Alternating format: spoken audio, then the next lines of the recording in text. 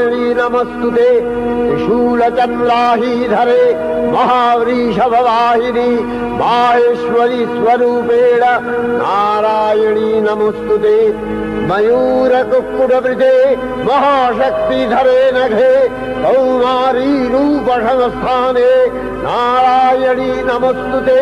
शङ्खचक्रगदाशारं गृहीत परमायुधे प्रसीद वैष्णवी रूपे नारायणी नमस्तुते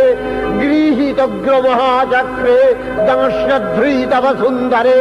वराहरूपिणी शिवे नारायणी नमस्तुते निसिंहरूपिणुग्रेण अद्भुतदैत्यानि कृतोद्यमे त्रैलक्ष्यप्राणसहिते नारायणी नमस्तुते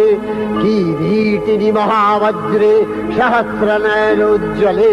वृत्रप्राणहरे चैन्द्री नारायण